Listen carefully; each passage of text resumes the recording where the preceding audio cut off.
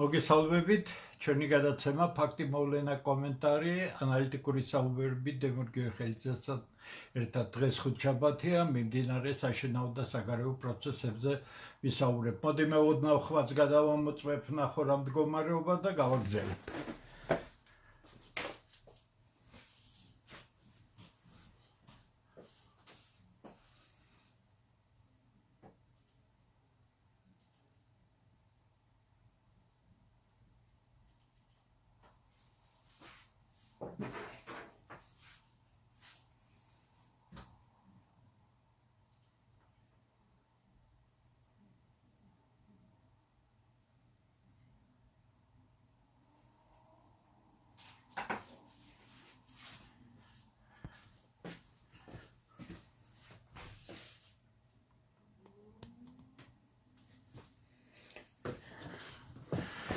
მე მგონი ყველაფერი კარგია, გავაგრძელებ.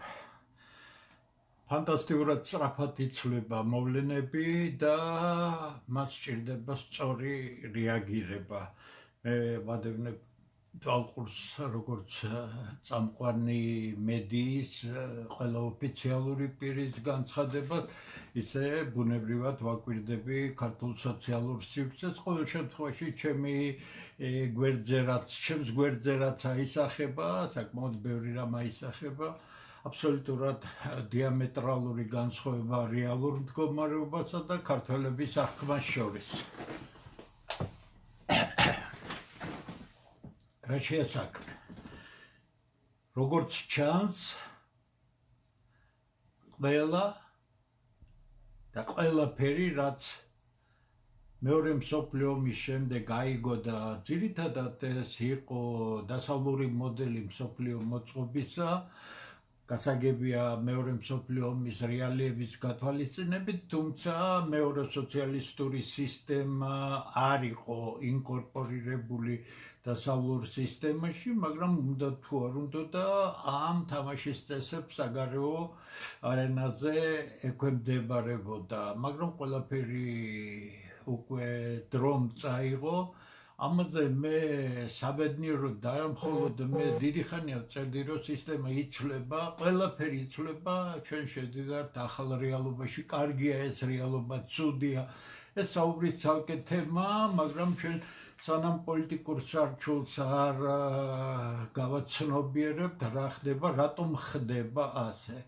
საქმე ის არის, რომ დასავლურ სოფლ მოწყობაში მსოფლიოს ინკორპორირება, მათ შორის თუ გნებავთ ჩინეთისა, ინდოეთისა და ასე შემდეგ, მიზნად იყო ის, რომ ყველა ეს ქვეყანა გაკონტროლებულიყო, მაგრამ ასე არ გამოვიდა, რადგან გარკვეულ ქვეყნებში გონიერი ხელისუფლებების მოსვლის შემდეგ დაისვა სხვა საკითხი, რომ საჭირო იყო საკუთარი განვითარება, მათ ზუსტად მიაგნეს, თუ გნებავთ ჩინეთი აიღეთ, ინდოეთი აიღეთ, სხვა ქვეყნები აიღეთ, ესენი არ არიან გამონაკლისები, განათლება, მეცნიერება, საკუთარი უზარმაზარი ინტელექტუალური, რომ იტყვიან რესურსის გამოყენება და ყველაზე ნიჭიერების ამ სფეროში მიმართვა და ამ დროს დასავლეთში ბოლო 30 წლის განმავლობაში მომძლავრდა სრულიად საპირისპირო მიმდინარეობა, რომელიც მემარცხენე იდეოლოგიას უკავშირდება და ეს პირველ რიგში ნეოტროცკიზმია, ნეოლიბერალურ ფრაზეოლოგიაში შეფუთული და ამან გამოიწვია ის, რომ აწყობილი დასავლური სისტემა, განსაკუთრებით დასავლეთ ევროპული საგანმანათლებლო სამეცნიერო სისტემა საფუძველშივე იქნა მორყეული და ამ LGBT იდეოლოგიამ, ამ ვოუკიზმა, ამ მემარცხენეობა სუროს ლიგის 8 უმაღლესი რანგის უნივერსიტეტიც კი შეერთებულ შტატებში საშინლად დააზიანა, როცა მე პირველად ეს დავწერე, ლამის ესე იგი ანტიდასავლურ ადამიანად და რაც არ გამომაცხადეს, მაგრამ მე იმიტომ მივეცი ჩემ თავს უფლება, რომ ამაზე და ყველა იმ რეალობაზე მესაუბრა, რაც არის, რომ ამის დავალება ვინმე კი არ მაძლევდა, ჩემი თავი მე თვითონ დავივალე, რადგან არ შეიძლება იმ უმწიფრო შეხედულებათა სისტემაში, იმ იდეოლოგიზებულ სისტემაში საკუთარი სახელმწიფოს შენარჩუნება. ეხლა შეიცვალა და მოდი დავაკვირდეთ, ეტაპ-ეტაპ გავყვეთ ყველაფერს, გაცხადებულია ყველაფერი და მე გავაკეთებ საერთო ფონდს თუ რა რადიკალური ცვლილება განახორციელა შეერთებულმა შტატებმა და რას უკავშირდება მისი ეს ძალის დემონსტრირება, რომელიც არ გასცილდება ძალის დემონსტრირებას, განსაკუთრებით თავარ ქვეყნებთან, ჩინეთი მაქვს მხედველობაში, რუსეთი მაქვს მხედველობაში, სხვაგან პროქსი სახელმწიფოების მეშვეობით და არა თვითონ მოხდება ძალიან მძიმე რაღაცეები ახლო აღმოსავლეთში, ლათინურ ამერიკაში, ცენტრალურ ამერიკაში, რა ვიცი, აბა ყველგან სადაც კი შეიძლება. ვიღაც გონიერმა მოიფიქრა, რომ რომის იმპერიის ის მიდგომა, რომელიც არსებობდა, არის უნივერსალური, არის ხელშეუხებელი და მე ღრმათა ვარ დარწმუნებული, რომ შეერთებული შტატები ამ რომ იტყვიან საფუძველს უბრუნდება, რადგან ნახეთ, მე ალბათ ერთ გადაცემას უახლოეს ერთ თვეში ალბათ რომის იმპერიას და იმ ფუნდამენტალურ პრინციპებს მიუძღვნი, რამაც ის უზარმაზარ საფეხურზე აიყვანა, მაგრამ მისი გაგრძელება ვერ მოხდა. რა იყო მიზეზი, რამ გააძლიერა, დამარცხების შემდეგ რატომ მემკვიდრე არ აღმოჩნდა და ასე შემდეგ, ეხლა რო ამ თემაზე არ გავაგრძელო საუბარი. ნახეთ, რა ჰქონდათ რომაელებს. რომაელებს ჰქონდათ ცენტრალიზებული პოლიტიკური მმართველობა, სხვანაირად ძლიერ რამეს ვერ გააკეთებ, რაც არ გამორიცხავდა პერიფერიებზე და თუ გნებავთ დაპყრობილ ხალხში მაღალ თავისუფლებას და არა რომაული ბიუროკრატიის თავზე მოხვევას. პირიქით, ბიუროკრატია პრაქტიულად ნულოვანი იყო, რომაელები ძალზე გონივრულად აკეთებდნენ იმას, რომ დაპყრობილ ტერიტორიებში ადგილობრივ ელიტებს აძლევდნენ საშუალებას გაეძლიერებინათ თავიანთი მხარე, მათ ემართათ ეს მხარე, მაგრამ შეეწყოთ ისეთი მდგომარეობა, როცა რომთან ასოცირება ამ ელიტებისთვის იყო მისაღები. პარალელი გაავლეთ, თუ დამპყრობელი არის გამანადგურებელი, გასაგებია, რომ ადრეც იყო და ახლაც ასე იქნება, წინააღმდეგობა ბუნებრივად ყალიბდება. რანაირი გამყიდველი ხელისუფლებაც არ უნდა გყავდეს, რანაირი მარიონეტი ხელისუფლებაც არ უნდა გყავდეს, თუ ხალხი ჯანსაღია, მაშინ ბუნებრივად ისახება ის წინააღმდეგობა და ეს ხალხი ერთმანეთთან ნახულობს ენას, ნახულობს ერთობლივი მოქმედების გზებს და ქვეყანა გამოყავთ კრიზისიდან. საქართველოს ზუსტად ამ მდგომარეობაში ახლა. ესე იგი, შეერთებულმა შტატებმა, რაც 4 დღის უკან გააკეთა ვენესუელაში და მე იმავე დღეს აღვნიშნე, წინასწარ მოამზადა ყველაფერი, ერთი გასრულად არ ყოფილა არა და საკმაოდ მძლავრი საჰაერო თავდაცვის სისტემები ჰქონდა ვენესუელას, მაგრამ გასაგებია, შევრონის ფული და გამყიდველი სული უფრო ამ მოდი ასე ვთქვათ, არა ძლიერ ხალხში და არა ძლიერ ქვეყნებში ბოლივარის სული ისევე როგორ მკვდარია ბოლივიაში, ისევე უსაშველოდ შესუსტებულია, თქვათ, აღმაშენებლის სული ან დიდი ქართული, რომ იტყვიან სული საქართველოში, თუმცა საქართველების უპირატესობა სხვასთან შედარებით ის არის, რომ ეს სული მკვდარი არ არის და საბედნიეროდ საკმაო ხალხი არის მატარებელი ამ სულის. ესე იგი, მთავარი ბოლივიის, ბოდიშით, ვენესუელის მაგალითმა აჩვენა, არავითარი რევოლუციები არ იქნება, არავითარი არეული გადაწყობები არ იქნება, იმიტომ რომ ეს არაფერში არ ჭირდება შეერთებულ შტატებს. მისი ერთადერთი მიზანი არის ლოიალობა მის მიმართ, ისევე როგორც რომაელები იქცეოდნენ და მათთან კოორდინირებული მოქმედება. ნახეთ,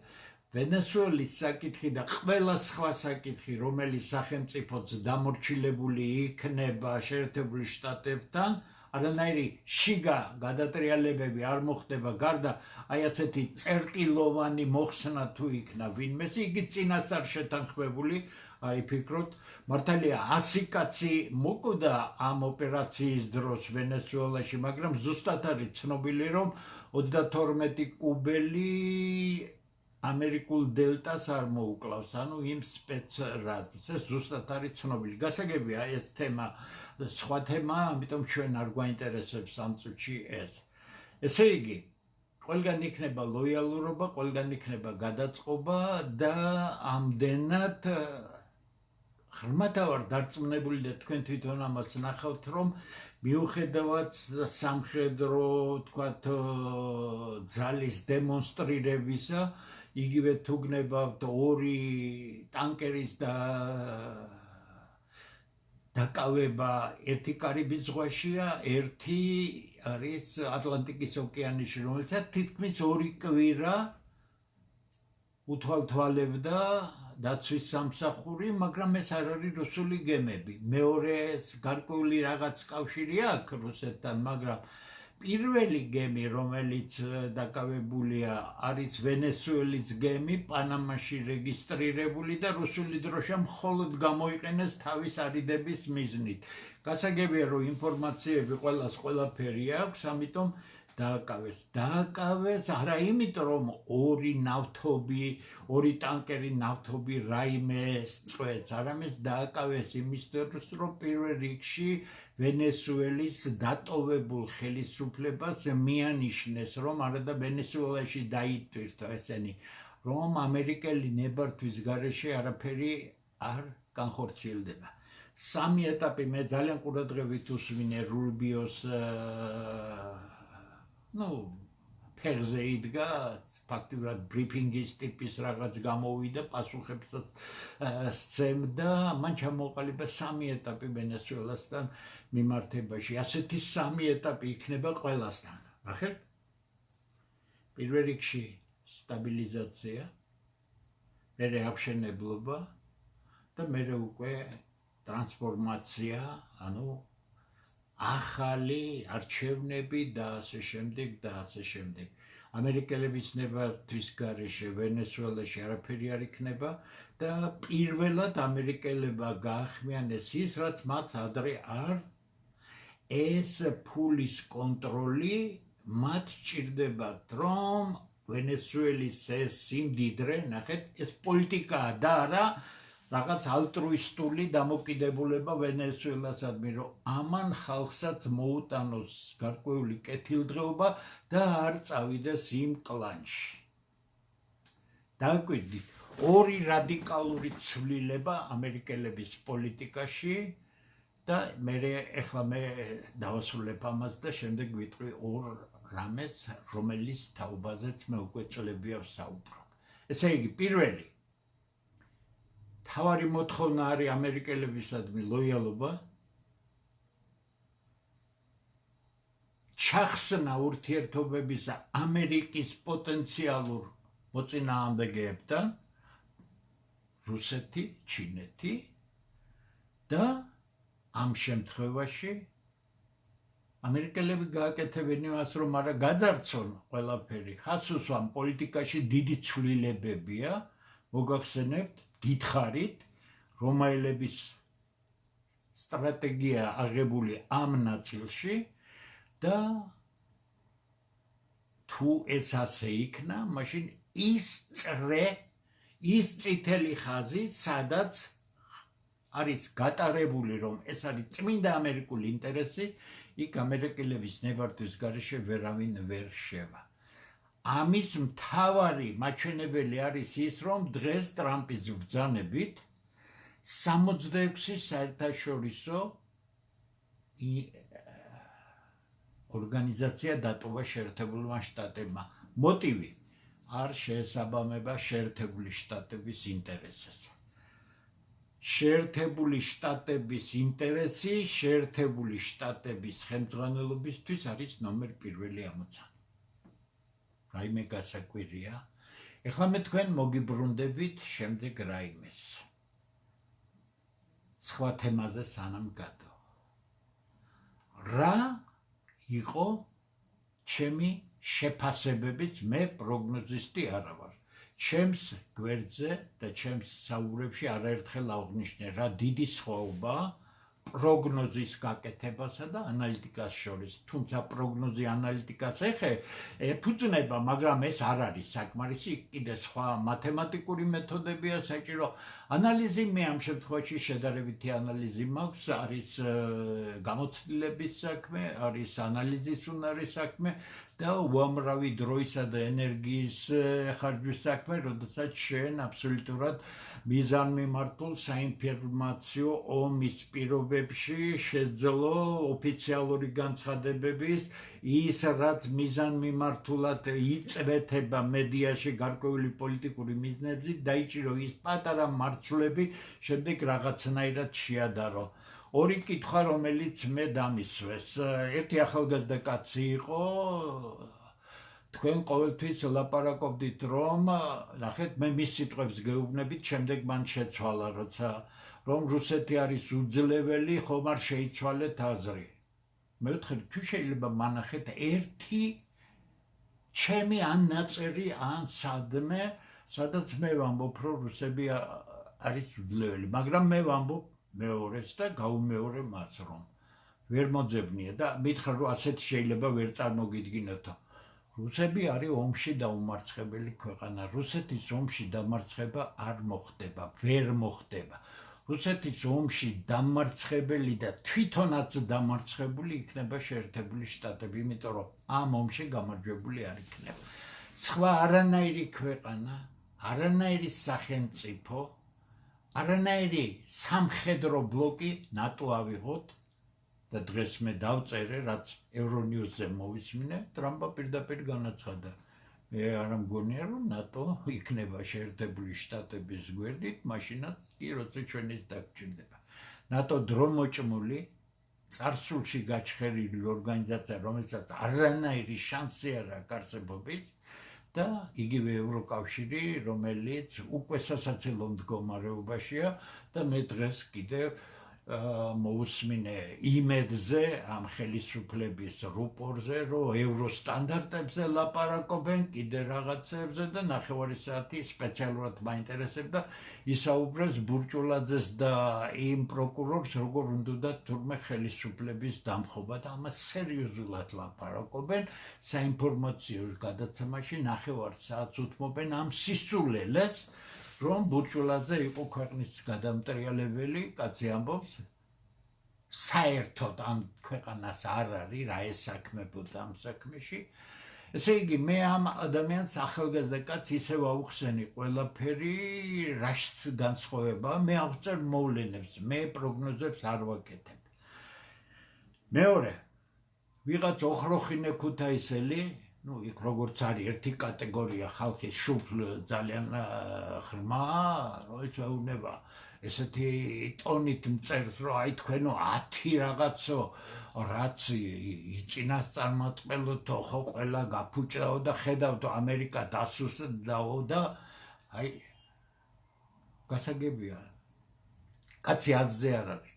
როდესაც მე ლაპარაკობდი წლების განმავლობაში შეერთებული შტატებში არსებულ პრობლემებზე და ეს რეალური პრობლემები იყო, მე საუბრობდი იმ სიტუაციაზე, რომ სად და ყოველთვის სად პურიტანული ამერიკა და სად LGBT.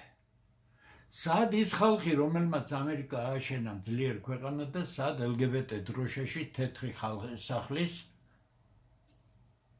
გაფერადება. სად ვოუკიზმი და სად ამერიკა. და ასე შემდეგ და ასე შემდეგ და ტრამპის სიტყვები ის კეტავს ამერიკას, აი იმ დაასახელა იქ რამდენიმე ამერიკელი აქტივისტია, ზოგი სომალიდან, ზოგი იმიდან, რომ ამერიკა იდგა საფრთხის წინაშე. ეხლა მე გეკითხებით და საქართველოს ხელისუფლებას და ბიძინა ივანიშვილს მიმართავს 340 მილიონიანი ცოტა მეტი მსოფლიოს ნომერ პირველი სახელმწიფო მიგრანტების მოზღვავებამ და იმ საზიზღარმა სახელმწიფო პოლიტიკამ, რომელიც წლების განმავლობაში შეერთებულ შტატებში ხორციელდებოდა, საფრთხის წინაშე დააყენა შეერთებული შტატების მომავალი. ეს აშკარა იყო ეს უდაო. და ეხლა მიდის ამერიკა ისევ გავხადოთ დიადი, ხო? ეს მათი ამოცანა არის. ეხლა მე გეკითხებით ამ ერთი ფინჩხა საქართველოში. თქვენს მიერ გახორციელებული უმავნებულესი პოლიტიკა მიგრანტების შემოყვანისა. ქართული მიწების გაყიდვისა. საფრთხეს არ უშექმნის საქართველოს და უკვე არ შეუქმნა საფრთხე. ორბანი ევროკავშირის და ნატოს წევრი ამბობს, რომ ვერავინ ვერ გვიკარნახებს, ჩვენ აქ ვინ შემოუშვა და ვინ არ შემოუშვა.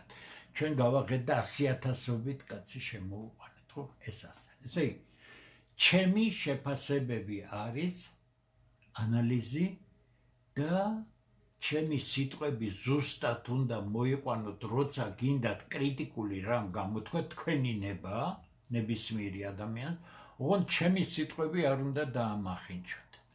მესამე, მე 2 დღის წინ საქართველოს ვენესუელას შევადარე, თუმცა ვენესუელას საქართველოსთან შედარებით უდიდესი უპირატესობა აქვს. მართალია, იქაც ყალბდება არჩევნები, იქაც გახლეჩილია ორად ქვეყანა, იქაც გარბიან ქვეყნიდან ყველაზე განათლებული ნაწილი 7 მილიონი ადამიანი წავიდა, 20-ია დარჩენილი. ჩვენ პროცენტულად უფრო მეტი წავიდა ჩვენგან, ხო? იქ გაყალბებული არჩევნებით პრეზიდენტი რო ქვია, ის მაინც აკეთებდა იმას, რის გამოც ადგენდა დაიჭირეს და წაიყვანეს. მე თქვენ გეკითხებით. გაყალბებული არჩევნებია საქართველოში, მარტოზე ხართ პარლამენტში და ქვეყანას მართავს აბსოლუტურად არაფორმალური პირი. კიდე გეუბნებით და ეს კაცი მეუბნება არა და წლების განმავლობაში ჩემ გვერდზე აკომენტარებდა, წესიერი კაცი იყო, ჩვენებური იმერელი კაცია. ეხლა გადავხედე და მითხრა, რომ თქვენ ეხლა ადეკვატური კაცი იყავით ყოველთვისო და ბოლივია ისევ ვენესუელას როგორ ადარებთ. მე გადავხედე მის გვერდს და ვიცანი მისი გვარი და სახელი და ბიზნეს სურათი აქვს დიდ ფოტოზე იქ და 51 ნომერი ეს დროშა ოცნების და გასაგები ალბათ ამ პარლამენტარია არ ვიცი, არ მომიძებია, ხო? მე კი მივწერე მალე შეგრცხვება ასეთი რამისთვის, მაგრამ ასეთი ტრანსფორმაცია წესიერი ადამიანისა, რომ არაფორმალური მართველი ღია საჯაროდ საოცნებოდ ყავს განხილვა. მე ადეკვატური ვარ, ადეკვატური არა ხარ თქვენ. ვისაც ეხება იმან მიიღოს. ოცნების მეხუთბეები ყველანი არაადეკვატურებია და მე ძალიან ხისტად ვაფასებ მათ. ეს არ არის მთავარი. მთავარი ის არის, რომ საქართველოს ხელისუფლების პოზიცია ერთადერთი რაც მომეწონა გაკვრით, არ ვიცი რა ხაზი გატარდება, ჩემი ძალიან ხისტი შეფასებები როგორ არ შეიძლება ამ დაპირისპირებაში ჩართვას და პირველად გუშინ მოვისმინე პარლამენტის თავმჯდომარის განცხადება, რომელმაც თქვა, რომ საქართველოს არ ჩაებმება ამაში და საქართველოსთვის მთავარია საქართველოს სიძლიერე რაღაც ტერიტორიული მთლიანობის აღდგენები თქვა, ხო და ჩვენი ხალხის მომავალზე თქვა. ცხადია, მაგრამ ერთი რამეა აქ მომენტი, რომ არ ჩაერევა. ამას თუ გააკეთებთ, მეტი ჭკუა არ აგაქვთ, მაგრამ ამას მაინც თუ შეძლებთ, რომ არ ჩაერიოთ ამ უბედურებაში, ისე იმის იმედი ნუ გექნებათ თქვენ, რომ ახლა ყველა იმას მიმართავ, რომელიც სიხარულით საშია, რომ ხვალ რუსეთი განადგურდება, არავითარი შეერთებული შტატების და რუსეთის დაპირისპირება არ მოხდება. ყველაზე დიდი ალბათობა არის, რომ ნატო და ევროკავშირი დაუპირისპირდება, როგორც ბოლო როგორც წერდი ინსტანცია რუსეთს. ნახეთ, მერცის განცხადებები სწორად ამ კუანა ფაშისტის განცხადებები, რომ უკრაინაზე და ევროპაზე პასუხისმგებლობას პირადად იღებს თავის თავზე და ამდენად ამას რამასაც მოყვა ძალიან დიდი დამცინავი შეფასებები და ისინი იკრიბებიან, ისინი საუბრობენ იმაზე, რომ უკრაინაში ჯარები უნდა განათავსონ და ასე შემდეგ ხასოსა. კარგად დაიმახსოვრეთ. ერთ-ერთი ტელევიზია საქართველოში სულ ევროპაზე საუბრობს და არიქა ამაზე ამოდის მზე და მთვარე, არავითარი ევროკავშირი არ წარმოადგენს არაფერს მსოფლიო პოლიტიკაში, არავინ არაფერს არ იკითხება და მისი რეანიმაცია შეუძლებელია.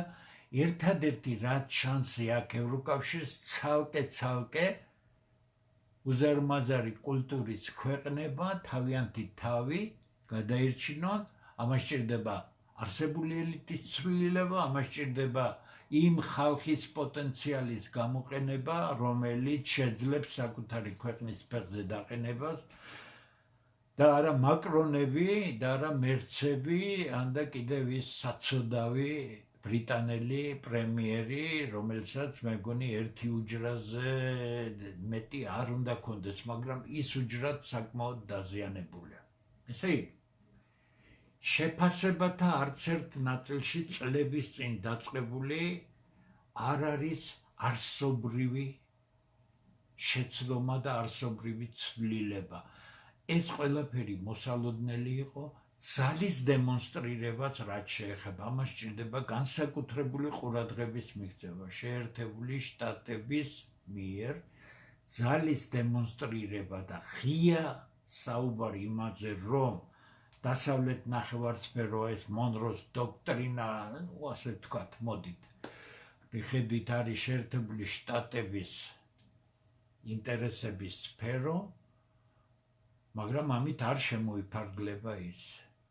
გრენლანდიის საკითხი ალბათ გადაწყდება, ამ გზით, იმ გზით, ყოველ შემთხვევაში დიდი არაფერს, ეხლა რუბიო ჩავა მალე და იქ ყველას დაელაპარაკება, ალბათ ყველას მისცემს იმ პირობებს, რაც მისაცემია, იმიტომ 60,000 კაცი ნამდვილად არ წარმოადგენს ამერიკისთვის წინააღმდეგობის რაღაც პოტენციალს, ანდა დანია მთლიანად, რომელიც ერთდროს ძალიან მაღალი განვითარებული ევროპული ქვეყანა იყო, არ დავიწყებ ახლა მის ფილოსოფოსებზე, ანდერსენებზე და ამგენზე საუბარს, ძალიან მაგარი, მაგრამ შემდეგ როგორც ჩანს სიმაძღრემ და იდეოლოგიურმა შლაკმა იცის გამოთაყვანება და დანიელების ხელისუფლების პირველ პირებს რო შეხედოთ, ნამდვილად შეგეცოდებათ დანიელები, თუმცა ჩვენ ვინ უნდა შეგვეცოდოს ჩვენი ხელისუფლების შემყურეს.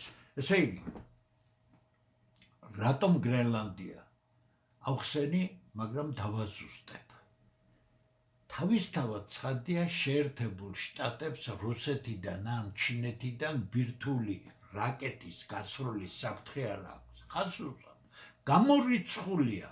ესენი ხო ანგლოსაქსები არ არიან, რომ მაგის ერთი ადგილი გქონდეთ, რომ ეს გაისროლა. მაგრამ გრენლანდია სამ ასპექტში არის მნიშვნელოვანი შეერთებული შტატებისთვის. პირველი, აქ არის ძალიან დიდი სიმდიდრეები. ერთი.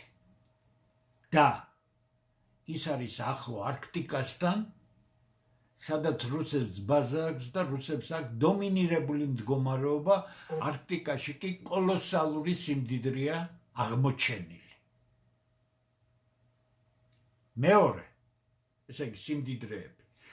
რატომ არის წიაღისეული უმნიშვნელოვანესი, ეს შემდეგი თემა იქნება და მე დავასრულო ეს აზრი ჯერ. მეორე, როგორც გითხარით უკვე წინა გადაცემა იყო, მგონი ჩრდილოყინულოვანი ოკეანე გახდა სანაოსნო და გეოგრაფიულად გრენლანდია სად არის გასაგებია. მთელი ეს გემები, რომლებიც ევროპისკენ და ევროპის პორტებში შევა, ექვემდებარება და უნდა დაექვემდებაროს ამერიკელების აზრით მათ კონტროლს, რადგან მათი ჩრდილო აღმოსავლეთ ბოდიში სამხრეთ აღმოსავლეთ აზიაში გადატანა ნატოსი, ახალი ნატოს როგორც უწოდებენ, იქ მიზანი არის სწორედ ის ლოგისტიკური ტრასების გაკონტროლება, რომ ჩინეთმა ამერიკელების კონტროლის ქვეშ არსებული გზებით გაატანონ ის, რასაც გაატარებინებენ. თუ აქ არ იქნა ამერიკიდან ეს გზა ვერ გაკონტროლდება, გრენლანდი არის იდეალური ადგილი, რომ ეს ნაკადები იყოს კონტროლს დაქვემდებარებული, რაც ჩინეთიდან წამოვა რუსეთის ზღვების გავლით. მესამე, ასევე მნიშვნელოვანი ამერიკელებისთვის, მაგრამ ძალიან ცუდი რუსებისთვის და ჩინელებისთვის. დღევანდელი არსებული ტექნიკის ბაზაზე რუსეთიდან შეერთებულ შტატებში გაშვებული რაკეტის ხანგრძლივობა, რომ მიაღწევს მიზანს, არის 15 წუთი. ამერიკელებს არ აქვთ სტრატეგიულ შეიარაღებაში რუსეთთან უპირატესობა. არა აქვთ, ზღაპრებია. ამერიკიდან გამოშვებულ ბირთვულ რაკეტას რუსეთის მიზნებისთვის მოსკოვი ძირითადად და მისი, ევროპული ნაწილი ჩავთვალოთ ჭირდება 9 საათი. 15 წუთი ეს არის კოლოსალური დრო, როცა ასეთი დარტყმების შემთხვევაში პირველი დარტყმის შანსი არა მარტო არ აქვს შეერთებულ შტატებს, არამედ მას ძალიან მძიმე მდგომარეობა ექნება და ტერიტორიულად მართალია შეერთებული შტატები ძალიან დიდი ქვეყანაა, მაგრამ რუსეთი კიდევ უფრო დიდი ქვეყანაა. პოტენციალურად რუსეთის რაღაცა ნაწილი გადარჩება ამ დარტყმებისთვის. ამიტომ ამერიკელები გრენლანდიას დაეუფლებიან იმ უბრალო მიზეზის გამო, რომ ისინი მოექცევიან იმ ადგილზე, როდესაც მათი ჰაერსაწინააღმდეგო სისტემებს შეუძლიათ რუსეთიდან გაშვებული რაკეტების ჩამოგდება, ეს ერთი და მეორე ის, რომ მისი უკვე ბირთვული იარაღის სამიზნე რუსეთის ევროპულ ნაწილში დროში გაუთანაბრდება რუსების შესაძლებლობას. აი ეს სამი მთავარი განაპირობებს გრენლანდია არ არის ტრამპის ახირება.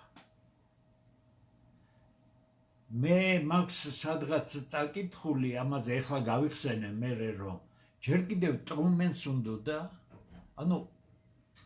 ომის შემდგომ ამერიკის შეერთებულ შტატებს, როგორც ერთ-ერთ გამარჯვებულ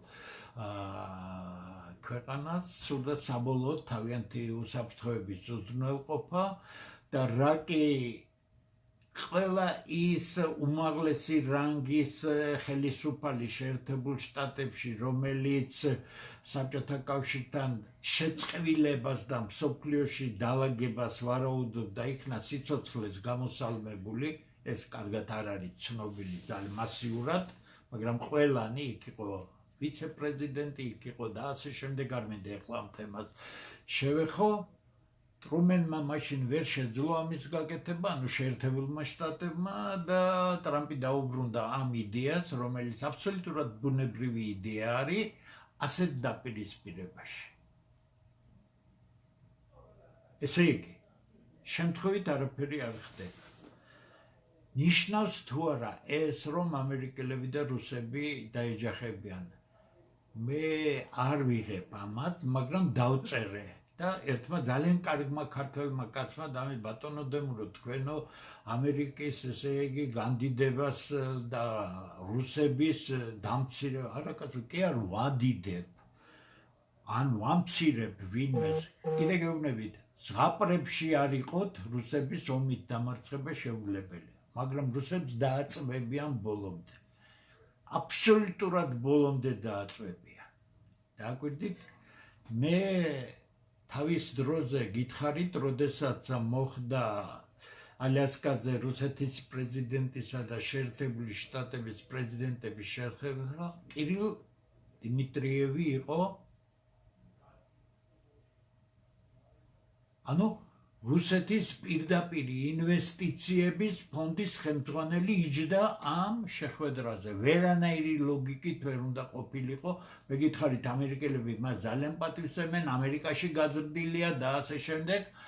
მაგრამ კირილ დიმიტრიევი არის Goldman Sachs-ის აღზრდილი ადამიანი. და მე ამას შემთხვევით არ ვამბობ, ის მართლა ძალიან ჭკვიანი ადამიანია, ამერიკელები ძალიან აფასებენ და როდესაც ტრამპი ამბობს, რომ მას არ მოწონს პუტინი, ის სიგნალს აძლევს რუსეთში იმ მეხუთე კოლონას, რომ ყველაზე იდეალური იქნება რა ომი გამორით ხასუსამ. ხოლო იდიოტ შეიძლება ჯეროდეს ის, რომ შეერთებული შტატები ადგება დაეცემა რუსეთს და რუსეთს დაამარცხებს, ეს ვერ მოხდება. მაგრამ მოხდება თუ მოხდა შიგა გადატრიალება, რომელიც მთავარი მიზანი იქნება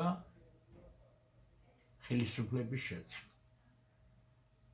ვენესუელის სცენარი არ არის უბრალო სცენარი. თუ შენ ლოიალური ხარ ამერიკის მიმართ და ყოველგვარი არეულობების გარეშე ამას ალაგებ შიგნით, შენ ისარგებლებ. კარგად ისარგებლებ. რა თქმა უნდა, ამას დიდი ხანია ეხვერწებიან ამერიკელები რუსებს, რომ იყავი ნომერი 2. და ყველაფერი ერთად გავაკეთოთ, მაგრამ იყავი ნომერი 2. არა, ამათ სხვა იდეები აქვს და მე სრულიად კარგად მესმის რუსული კულტურის ცოდნიდან გამომდინარე, რატომ უნდათ მასზე, იმიტომ რომ დასავლეთი არასდროს არ მიიღებს რუსეთს. არასდროს არ მიიღებს კულტურა უზარმაზარი დაფასებული იყო ამერიკაშიც, ევროპაშიც, ჩემი სტუდენტობის დროიდან ამ ბოლო არეულობებამდე, რაც იყო, იმიტომ რომ ფანტასტიკური კულტურა, ერთიც და მეორედ, მაგრამ პოლიტიკური ინკორპორაცია რუსეთისა დასავლურ სისტემაში, ამერიკულ სისტემაში შეუძლებელია. ეს არის თანამშრომლობა იძულებითი ხასიათისა, როცა სხვა გზა არ არის. მაგრამ თუ კი არაერთი მცდელობის მერე იქ სამოქალაქო ომი, რევოლუციები, ყველაფერი ჩაეშალათ, 90-იან წლებში ეგონათ, რომ უკვე გაანადგურეს რუსეთი, მაგრამ მოხდა სასწაული და გამოძრა რუსეთი აქედან.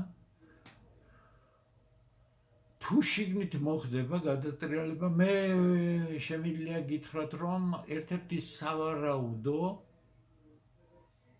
ადამიანი შეიძლება იყოს კირილ მედვედევი და მისი ბოდიში დიმიტრიევი და ყველა მის გონი სწორად ვამბობ გვარს, ხო, კი მიხვდებით, ქერა მაღალი კაცი არის. ესე იგი, ზეწოლა იქნება ძალიან ძლიერი. ეხლა რო არ გადავიდე რუსულ თემაზე, მართვადი, მაგრამ ძალიან სერიოზული პრობლემები გაჩნდა ამერიკული სანქციების შემდეგ რუსულ ეკონომიკაში. მომავალ წელს მხოლოდ 1%-ამდე გაიზრდება, ჯერჯერობით ასე ჩანს, მაგრამ ეს შეჩერება და რომ ინფლაცია გაეჩერებინათ გარკვეულად ხელოვნურად მოხდა, იმიტომ რომ ძალიან სერიოზული პრობლემები იყო, ძალიან გახურდა ეკონომიკა, ამიტომ ეხლა შეგნებულად აციებენ, მაგრამ სანქციები, რა თქმა უნდა, მოქმედებს, იმიტომ რომ ის რაც ეხლა რუსეთში არის, ამას ქვია სტრუქტურული, რომ იტყვიან, პრობლემები, გადაწყობის პრობლემები, საკმაოდ მაღალი კვალიფიციური ხალხი იყავს ეხლა ამ შემთხვევაში ამ მხრივ, მაგრამ გადაწყობას დრო ჭირდება, ეს ერთ წელიწადში ვერ მოხდება, ამიტომ ამ გადაწყობის პროცესში მთლიანად უნდა პარადიგმა რუსული ეკონომიკისა უნდა შეიცვალოს, ამიტომ ომი კი არ იქნება, ზეწოლა იქნება ხასუსამ. ჩემი სიტყვები გაიგონეთ ზუსტად, ზეწოლა იქნება იქამდე, რომ იქნებ გაანადგურონ, რა კი იციან, ვერ გაანადგურებენ, იქნებ ლოიალური შეერთებული შტატების დასავლეთს ნუღა ვიტყვით უკვე, იმიტომ რომ აზრი არ აქვს. ხასუსამ საქართველოს ხელისუფლებას ვთხოვ, თავი დაანებეთ ამ გადაქცეულ ევროპას, თავი დაანებეთ ევროპულ სტანდარტებზე, ევროპულ რაღაც პერსპექტივებზე ლაპარაკს. ხო უნდა გაიგოთ, მაგრამ მესმის თქვენით ნაგავში ხართ გაზრდილი სოროსის ნაგავში გიჭირთ ხომ? წადით ახლა სახლში თუ ვინმე ყავთ საღი ადამიანი მოიყვანეთ ამ ხელისუფლებაში. შემდეგი რამ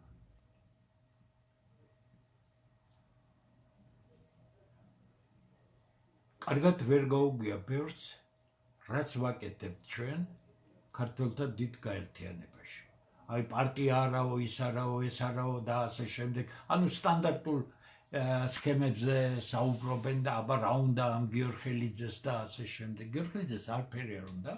გიორხელიძეს უნდა თავისი ქვეყანა, ფანტასტიკური ქვეყანა, ფანტასტიკური კულტურა, რომლის მადლი უამრავ ქართველს აღარ ცხია.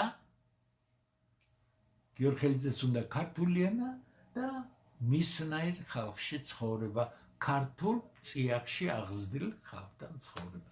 ამისთვის შევქმნით ჩვენ კაცების და ქალბატონების გაერთიანება პარტიების გარეშე. ეს უნდა იქცეს ძალად. თუ ეს ძალად არ იქცევა, მაშინ არანაირი შანსი არ არსებობს, რომ ეს სისტემა შესაძლებელი იქნება შეიცვალოს, იმიტომ რომ სანამ არ დალპება ოცნება ხელისუფლებაში, ბოლომდე მანამდე არსად წამსვლელია, რომ დალპება ეს თავისთავად ცხადია, ხო? კარგად უნდა იცოდეს მან, რომ მარადიული არაფერია. ეს კარგად უნდა იცოდეს ბიძინა ივანიშვილმაც. თავის ასაკს შეხედოს, ღმერთმა დიდხანს სამყოფოს, არაფერი პიროვნული მასთან არ ამაქვს, მაგრამ დედა უტირა საქართველოს. აი საქართველოს სახელმწიფოს აი ასე გადაუარა რო იტყვიან.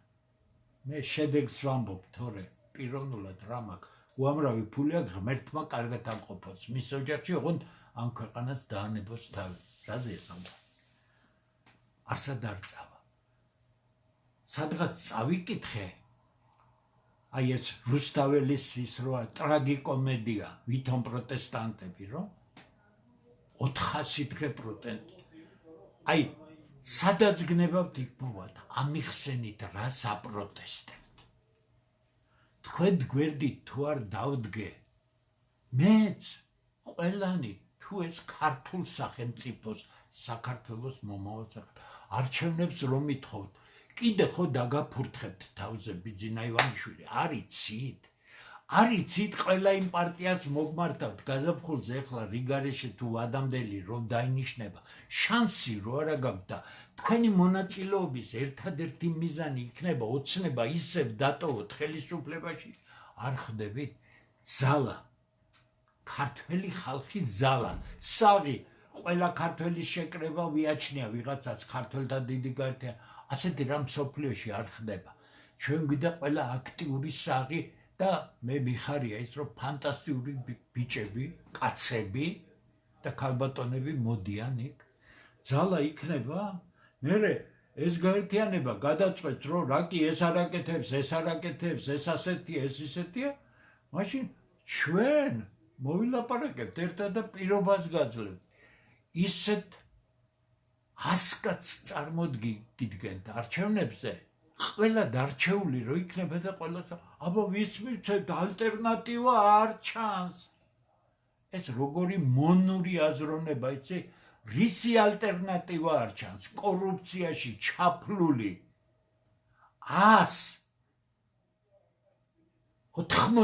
250 კაცის ალტერნატივა არ ჩანს საქართველოში?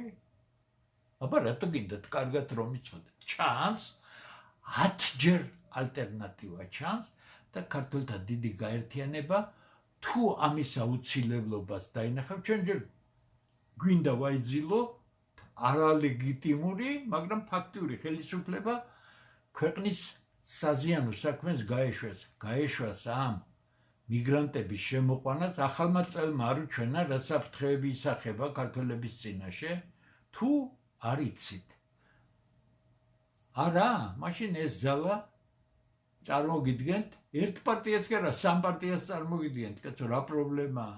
არ არის პრობლემა, მაგრამ ამაზე ლაპარაკი ჩვენ დღეს არ გვაინტერესებს, ჩვენ გვაინტერესებს ძალა, ქართველი ხალხის საღი ქართველების ნება, რომელიც ერთად დადგება განახებთ და გაგრძნობინებთ, რომ ამ ძალას ანგარიში უნდა გაუწიოთ. ეს ძალა ფულს კი არ გთხოვთ, თანამდებობას კი არ გთხოვთ. შოთა გლურჯიძემ ძალიან კაი რაღაცა თქვა, სხვათა კაცო, რიგში ჩაგვაყენეთ და კორუფციაში ყველა ძალიან მაგარი ბიჭია, უდიდეს პატივსცემ, არა მარტო კარგი ხელოვანი, არამედ კარგი ადამიანია და საუკეთესო წარსული, ხო, ესე იგი გასაგებია ძალიან კაი ინტელექტუალური იუმორია და თუ ჩააყენებ ქართველებს რიგში და ამგანსაც აშოვნინებთ ფულს, იქნებით ბატონო ბიძინა. ჩააყენეთ ამ ხალხში, შეცვალეთ თქვენი ოცნება, ახლა ახალი ხალხი მიიყვანეთ, აბალახეთ ესენი, მაყუთი აშოვნინეთ და სულ თქვენ ქებაში იქნებიან ქართველთა დიდი გაერთიანების გარდა. შევთანხმდით? კიდე გეუბნებით, მე კეთილგანწყობილი ვარ ყველა ადამიანის მიმართ, მაგრამ მე არა ვარ კეთილგანწყობილი პოლიტიკაში მყოფი ხალხის მიმართ, რომლებიც აზიანებენ ჩემ ქვეყანას და მის მომავალს სპობენ. ჩვენ ვართ უძარმაზარი გარდატეხის წინაშე. საფრთხე, პირველი საფრთხე. ძალიან დიდი გადაჯგუფება მიდის ისრაელისკენ. მე ორიოდე კვირის უკან თქვი, რომ ტრამპმა თქვა, რომ სიტუაციის შემთხვევაში ისინი კვლავ მისცემენ ირანის დაბომბვის საშუალებას. ეხლა მზადდება არა მარტო ირანის, არამედ ლიბანის დაბომბვაც. ესე იგი, ეხლა რა კი ასე აირია სიტუაცია, ყველგან მოხდება შეტევა. თავარი მიზანი რა არის? ისე და ისე დაუბრუნდები იმას, რაც მე 4 წლის წინ დავწერე უკრაინაში მოვლენების დაწყების პირველსავე დღეს. თავარი მიზანი არის რუსეთის განადგურება, ან მისი ისე დონემდე დასუსტება, როცა მისი მართვა მოხდება მარიონეტების მეშვეობით. ხას უსვამ, ეს ამოცანა გადაჭრილი არ არის. ეს ამოცანა უკრაინით ვერ გადაიჭრა და ვერ გადაიჭრებოდა, მაშინ გითხარით მე და ყველანაირ ანალიზს ვაკეთებდი და ლამის პუტინის მეგობარი ვიყავი და რამის, ესე იგი რუსები ფულს მიხდიდნენ. მე არაერთხელ ვიხუმრე იმაზე, რომ კაცო ყოველდღე მირეკავს ეს ვოვა და მეუბნება მიმიხედე დემო რამ საქართველოს, ოღონდ ერთი რამით ვარ უკმაყოფილო, პატარა ჩემოდანს აგზავნის ფულით და ეხლა უნდა ვაი თქვენ პატრონს, თქვენ ქუთაისურად გითხარით ახლა, ხო? არ თქვით ბოლომდე, მაგრამ ასეთი გამოსირებული ხალხი საიდან ხართ? დიდი ან პატარიანად, ასეთი გადაგვარებული სადახართ, რომ მე ვარ მოსკოვის მეხოთბე ან მოსკოვიდან, ესე იგი დავალების შესრულება, მეტი თქვენი პატრონი დედა. ასე რომ საფრთხე ნომერი პირველი ერთი, რომელსაც ვერ დააკავებს საქართველოს. თუ ირანში მოხდა სერიოზული თავდასხმა, ეს არ იქნება მარტივი, ისრაელი მარტო ამას ვერ გააკეთებს, გამორიცხული ამის პოტენციალი მას არ აქვს, ლამის კისერი მოიტეხა 12 დღიან ომში, ცხადია ამერიკელები გადააჯგუფებენ იქ ძალებს, მაგრამ არ დაგავიწყდეთ, რომ თბილისიდან თეირანამდე მაქსიმუმ 1200 კილომეტრია. ეს დიდი ქვეყანაა. მე არ ამგონია, რომ აქამდე მივიდეს საქმე, მაგრამ ცდელობა იქნება. გარდაუვალია, რომ ეს ცდელობა იყოს. ესე იგი, საფრთხე ნომერი პირველი. სამხრეთ კავკასიაში რა ნაბიჯს გადადგამს კრიტიკულ სიტუაციაში სომხეთი და აზერბაიჯანი აბსოლუტურად ჩემთვის გაუგებარია. ძალიან მაგვიდები. ფაშინიანმა გუშინ იყო თუ გუშინ წინ თქვა, რომ ოდეკასთან დაკავშირებით საკითხს არ განიხილავს, ანუ არ შეცვლის.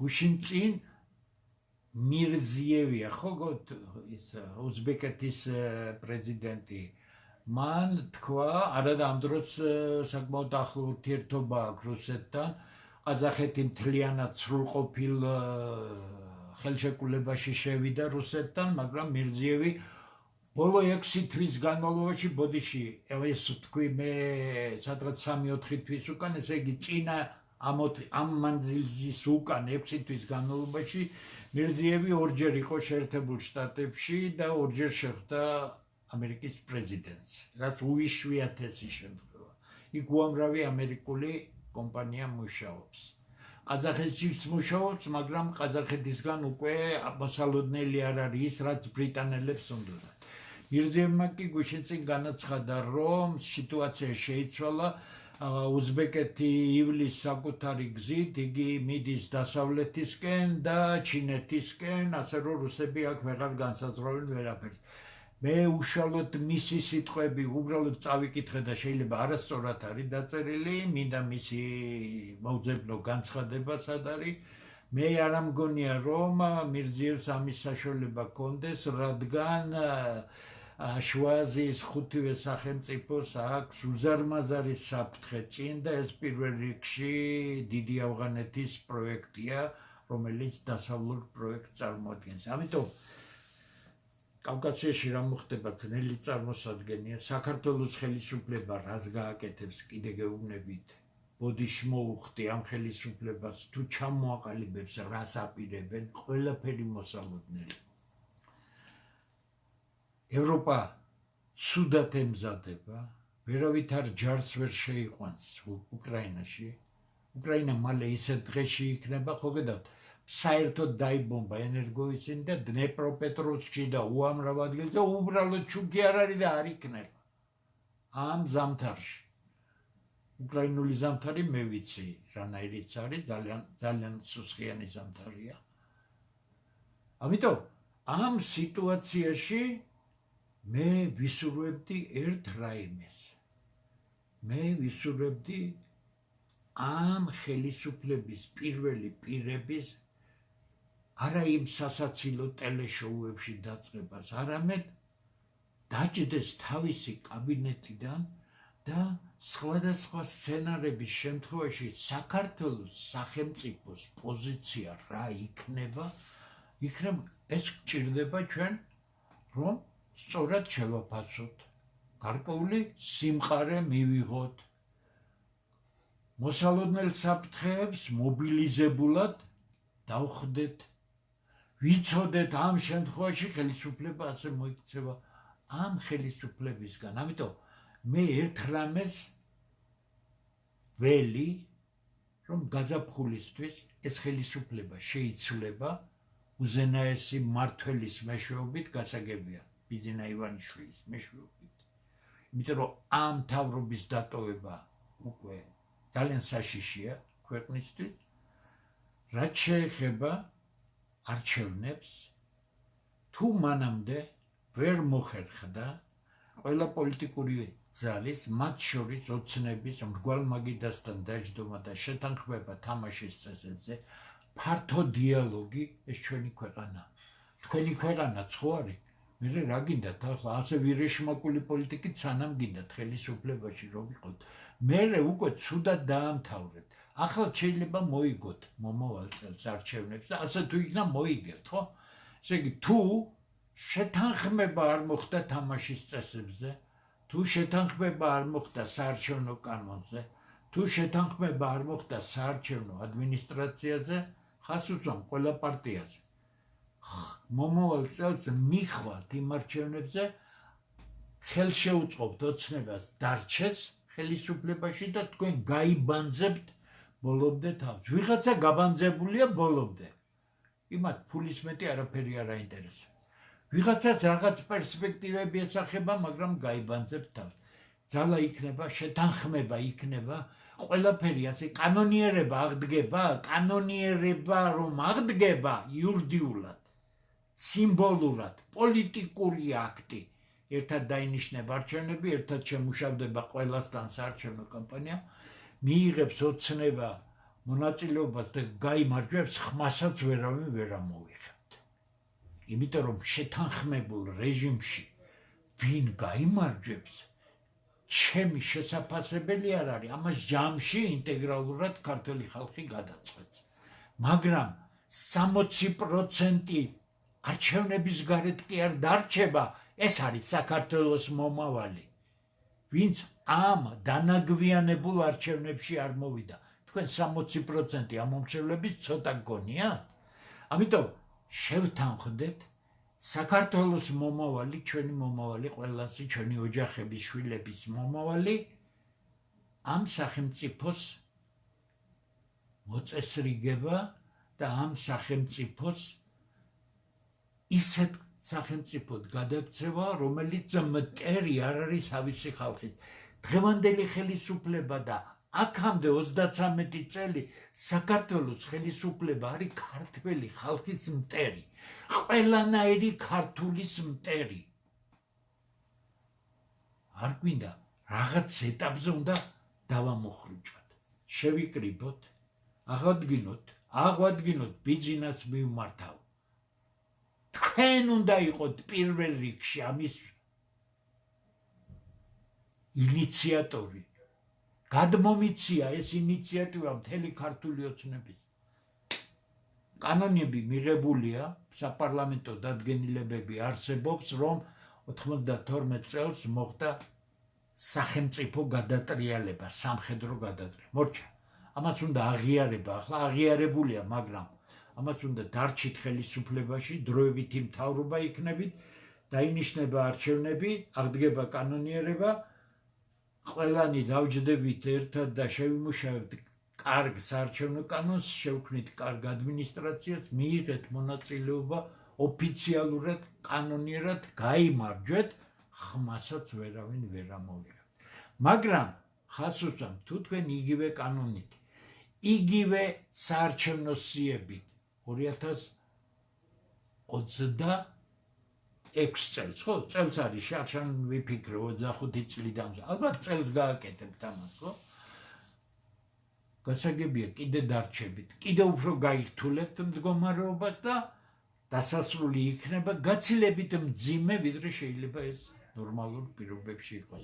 ყველაფერი, რაც სასამართლო გარჩევას არ ექვემდებარა, ამინისტირებული უნდა იყოს და ცარიელი ფურცლიდან დავიწყოთ ცხოვრება ერთად შეთანხმებული საერთო მომავლის პირობებში. სხვა გზა არ არსებობს. ეს არის ჩემი ინიციატივის პიროვნული, ჩემს საუკეთესო თანამებრძოლებთან ერთად ყველა ქართველს ამ პლატფორმაზე მოგიწოდებ დისკუსიისთვის, საუბრისთვის, საერთო პოზიციისთვის და არა გაერთიანებისთვის. ვის უნდა გაუერთიანდე? მე ვარ ერთი ქართველი კაცი, ქართველთა დიდ გაერთიანებაში მოდის პიროვნებები, ჩვენ არა ვართ ერთმანეთის უფროსები, ვართ და საუბრობთ ქვეყნის პრობლემაზე. მობრძანდით, ვისაუბროთ, მე გამოკრიტიკეთ ყველანაირად, მაგრამ კიდე გეუბნებით. განსაკუთრებით უზრდელებს მივმართავთ, განსაკუთრებით პატარა ახალგაზრდა უზრდელებს მივმართავთ. წითელი ეშმაკუნები ხართ, იცით რა არის ეს? დოსტოევსკის ქაჯები აიღეთ და წაიკითხეთ. თუ შეძლებთ წაკითხოთ, ქართულად ნათარგმნია სხვათა შორის. სად გაიზარდეთ, რა ოჯახში გაიზარდეთ? თქვენი მამა დამანახეთ, იმას დავაფურთხეთ თავზე, თქვენნაირი უვარგესი რო გაზარდა. საშუალო და უფროსთაობა, რომელიც ევროატლანტიკურ, რა ქვია, ესე იგი ევროატლანტიკური ორიენტაცია, ისინი საცოდავები არიან, გონება დამთხოვლის უბადრუკები არიან, ამიტომ მათთან არაფერი პრეტენზია არ მაქვს. ისინი დარჩებიან, ისე მოკვდებიან, არაფერი არ ეშველებათ. მაგრამ საღია საქართველო, თქვენ ახალგაზრდებს გაქვთ შანსი, რომ თქვენს სხვანაწილ ახალგაზრდებთან, რომელიც თქვენ დღეს 10 თავით აღემატებიან, ესა რომ თქვენ გაძლევენ ის კანალიზაციის ტელევიზიები რეკლამას, თორე იმათ კი არ იხსენიებენ. მოდით ქართულ გაერთიანებაში, დავით ჭაბუკაშვილმა მოგიწვიათ, აბატონო, ტელევიზია აგერ და მოდით და ისაუბრეთ რამდენი, ვერ გითხარით, ხო? მოვიდა დავითი და გითხრათ, რუსთაველის წელი, გითხარით უკეთ რა საპროტესტებთ? აი გეკითხებით, სადაც გამაგებინებთ, იქ მოვალ. რა საპროტესტებთ, ერთი მითხარი. ევროკავშირში გინდათ, ჩელიაბინსკში არ გინდათ? ახლა მე გეკითხებით პირდაპირ. გონება დამთხეული უნდა გქონდეს, აბა რა ამ საკითხს რო ასე დასვავ, რა ჩელიაბინსკი, რის ევროპა მსოფლიო ეპიცენტრში მოქცეულ სამხრეთ კავკასიაში საკუთარი სახელმწიფო გაქვს და ისიც ვერ გაგიგია, იქ პროფესორები რო გამოდიან, ტრუპებზე რო ოცნებობენ, ის ქალბატონი რო არის ერთი, რო შეხედავ, სახეზე აწერია, ვინც არის. ამიტომ ხისტი ვიქნებით ჩვენ, ქართველთა დიდი გაერთიანება ენამოჩლიკით არავის არ დაელაპარაკება. მაგრამ ღიად გითხარით რა გვინდა, ამაზე უკეთეს ვინმე თუ შემოგთავაზებთ, აუცილებლად გავიზიარებთ, მობრძანდით, ვისაუბროთ, ყველაფერზე საუკეთესოზე შევთანხმდეთ, ნუ გეჩვენებათ ისეთი რამები, რაც არ იქნება. არავინ არ დაიშლება დიდი სახელმწიფოებიდან, არავინ არ განადგურდება მხოლოდ უტვინო, არ შემდგარი, სუსტი საზოგადოებები, რომლებსაც უბრალოდ ღმერთმა დაუკარგა რეალობის საქმის უნარი. რეალობის საქმის უნარი თავისთავად იოლი არ არის. მას დაკვირვების უნარი უნდა, ამას ანალიზის უნარი უნდა, ამას შედარების უნარი უნდა, ამას უნდა მუდმივ, რომ იტყვიან, აი მომართულ მდგომარეობაში ყოფნა უნდა, ჩვენ მოვეშვით აქედან, ბელადომანიამ, ამ ორიენტაციამ თურმე შეხვალი იქ და ევროპაში, სად ევროპაში? რა იცით თქვენ ევროპა რა არის? რა გცხიათ ევროპული კულტურის, ევროპული მეცნიერების, ევროპული განათლების, ახლა არც ერთი არ არის ევროპაში. რაც იქნება დაინახავთ აგერ კარგად. ამიტომ მოდი რო შევაჯამოთ, პირველი მთავარი მიზანი შემდგომელი საუბისა ძალის დემონსტრირება და მიზნები გითხარით, შეერთებული შტატებისა რადიკალური ცვლილება არის. კარგად დააკვირდით ჩინეთის და რუსეთის ნაბიჯებს, არც ერთ საფრთხე არ ემუქრება. ოღონდ ამერიკელებს უნდა დაკეტონ ყველა ის წყარო, რომელიც მათთვის რაიმე სარგებლობის მომტანი იქნება. სადაც ისინი მიწდებიან, დასავლეთ ნახევარსფეროში ამას გააკეთებენ. რაც შეეხება სხვა ქვეყნების მეშვეობით, პროქსი ქვეყნების მეშვეობით, ისინი მაქსიმალურად გამოაცლიან რუსებს მოკავშირეებს, მაგრამ აქედან არაფერი არ გამოვა. ხასუსა.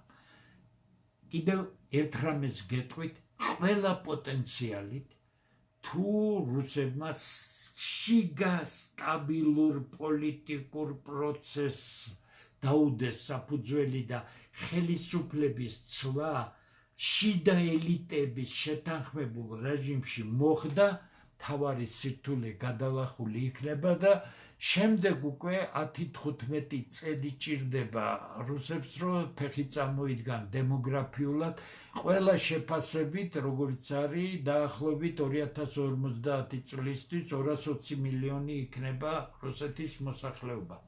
განვითარების თვალსაზრისით იმ კულტურას უზარმაზარი პოტენციალი აქვს. რუსეთის პრობლემა არის ხელისუფლება, რუსეთის არის შეუთანხმებელი პოლიტიკური თამაშები, მაგრამ რა კი რუსებს დასავლეთმა და პირველ რიგში შეერთებულმა შტატებმა უდიდესი სამსახური გაუწია, ისინი ეგზისტენციალური საფრთხის, ანუ გაქრობის წინაშე დააყენა, იქ მიდის მობილიზაციები, რთული გარდამავალი პერიოდი აქვს რუსებს, ნახოთ, არავითარი ომი არ იქნება, ომი იქნება ქვედა დონეებზე, ისრაელი დაარტყამს ალბათ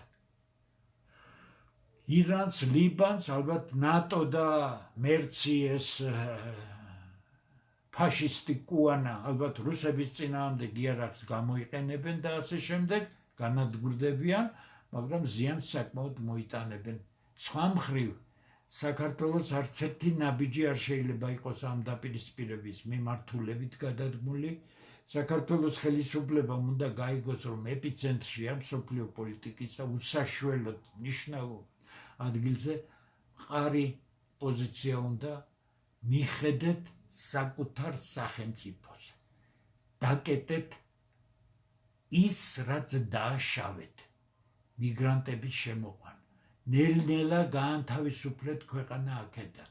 თუ არ გინდათ საქართველოში სისხლის ღორამდე მიიყვანოთ საქმე. ეს შემოყვანილი მიგრანტები შემთხვევითი ხალხი არ არის. თქვენ ჩემზე უკეთ იცით, ვის შემოყავს ეს ხალხი? ვინ აძლევს იმ ქვეყნებში რეკომენდაციას სპეცსამსახურები? ყველაფერი შემოდის ქართული სპეცსამსახურების კონტროლის ქვეშ. რა გინდათ ახლა ვერ გავიგე? ეს ჯელი ბიჭები, ხო გეტყვით ახალ წელს რა ამბავში იყვნენ და უარეს ერქნი აეროპორტში ნახეთ კადრები? აბა რა გინდათ ახლა ვერ გავიგე? გვინდა ხართ არალეგიტიმურები, მაგრამ ხართ ფაქტიური ხელისუფლება, ხო? ნუ მიიყვანთ უკიდით, რაც სათქმელი იყო გითხარით. კეთილგანწყობილად პიროვნულ დონეზე, მაგრამ პოლიტიკური შედეგების მიხედვით ხისტად გითხარით. 13 წელია დედა უტირეთ ქართულ სახელმწიფოს. ასე ვერ გაძლებს ეს ქვეყანა. გაქვთ შანსი, რომ თქვენი ოჯახების და შვილების მომავალი ამ ქვეყანაში მოიაზრებოდეს, შევთანხმდეთ საერთო მომავალზე, შევთანხმდეთ იმაზე, მიიღეთ წესიერ არჩევნებში მონაწილეობა, გაიმარჯვეთ კი ბატონო, ხმასაც არავინ არ ამოვიღებთ. ეს არის საფრთხეები გრძელდება, მოიმატებს ყველაფერი, არ გაჩერდება არაფერი. შაბათს მე 21 საათზე ჩვეულებრივ უკვე კვირის ანალიტიკურ მიმოხილვას გავაკეთებ, დარწმუნებული ვარ, რომ ამ ორ დღეში ძალიან ბევრი რამე მოხდება. ეხლა კი აღარ შეგაწყენთ თავს, დაგემშვიდობებით, კარგად გრძანდებოდეთ და იმედი მაქვს, რომ ეს ახალი წელი ყველას გილოცავთ უკვე განვლიშობა ახალ წელს, მაგრამ ახალი შემართებით უნდა იყოს, დრო ცოტა გვაქვს. არაფერი ფურთუხი და ამას რაღაცა სპრინტული რაღაც მოძრაობები არ უნდა, მაგრამ უნდა ვიჩქაროთ ნელა, მაგრამ უნდა ვიჩქაროთ. ბედნიერი შობა ახალი წელი ყველა საქართველოს, ყველა ამ ქართველის ოჯახს, მათ მომავალს, მათ შვილებს, შვილიშვილებს და ბედნიერება და განვითარება მთლიანად საქართველოს. კარგად გრძანდებოდეთ.